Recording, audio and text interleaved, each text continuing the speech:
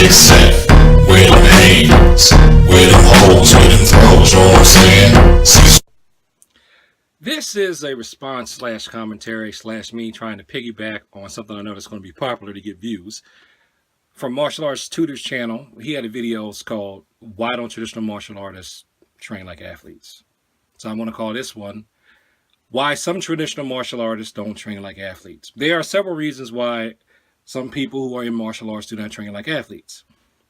And these are not mine, because technically I do train like an athlete even though I don't look like it. I don't look like it because in that department, in the weight metabolic department, I lost the genetic lottery. So well, it is what it is. I'm going to do the best I can. But these are reasons that I know over the years from talking to different people why they don't train like athletes. First of all, the big elephant in the room about why some traditional martial artists do not train like athletes is because you really don't have to train like an athlete to defend yourself.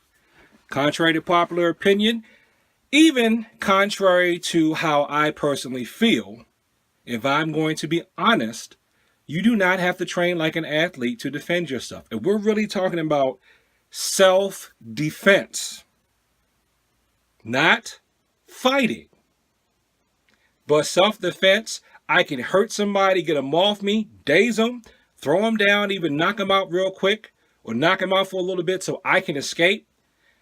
I can do something to somebody to deter them from hurting me. I can lay you out if I have to. You don't have to be in that good a shape to do that. You don't have to train like an athlete to do that. You can train with precision and just train to have just enough fitness so that you can survive the encounter. That does not take a lot of athleticism. So if you're really about protecting yourself, I'm not talking about anyone else, just purely, truly self-defense, between avoidance strategies, people skills, and taking a martial art, you don't have to delve into the athletic. You really, really don't, to be honest. Another reason people who are in martial arts may not train like athletes is because they just don't have time. We only have so many hours in a day, and Taylor said this in his video too. Some people just do martial arts, that is their exercise, because they don't want to run.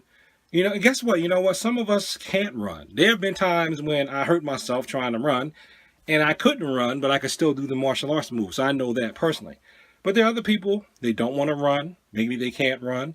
Maybe they used to run when they were younger and they wore out a knee or an ankle or something like that. They can't run. Some people cannot lift weights because they have health conditions where the doctor says, look, you cannot lift heavy weights, but you need to do something to stay active. So they can't run. They can't lift. I know there was a while there, me personally, where I couldn't ride a bike just because my body just did not like it. I don't want to get into all that, but my body didn't like it. So I didn't do bike riding. I had to go back to jogging and stuff like that. Some people can't exercise like an able-bodied person. So they will take martial arts because they can do that movement. And this is the thing I do like about martial arts. I know in my case, the martial arts can lead some people into athleticism. Once they get confidence in these moves, they may feel like, let me try something else. Let me try a CrossFit. Let me try jogging. Let me weightlift. Let me do body weight exercises. So to use a negative analogy, it can be a gateway drug into other activities where people will do things that are more physically challenging for them. And eventually, those type of folks may leave martial arts altogether and go over to something else that they feel like is giving them a better workout. Now, yet another reason why some people in traditional martial arts do not train like an athlete is because they already have a physical job. If you already have a physical job, the last thing you want to do is do something that's super duper more physical. Why would you do that? You already get your huffing and puffing done 8 hours a day. They may use the martial arts as a way to meditate, relax their mind, or just do something fun. I know we call it martial arts, but not everybody is training to be a warrior. So those are reasons why people who are in traditional martial arts may not train like an athlete. Now, that being said, There are plenty of traditional martial artists that do. I've been in plenty of traditional martial arts environments where they do train like athletes. If they're not, they may not lift weights. There is a lot of thing that he brought up where you got some people that say don't lift weights. That does not mean they do not do body weight exercises. It doesn't mean they don't do crutches. It doesn't mean they don't run.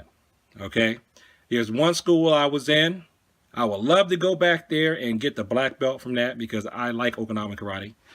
That's one reason why I like Taekwondo, because to me, the type of Taekwondo I do is similar to Okinawan karate because it comes from Okinawan karate. They have to do a 15-mile run to be a black belt. How are you going to complete a 15-mile run if you don't train like an athlete to do that?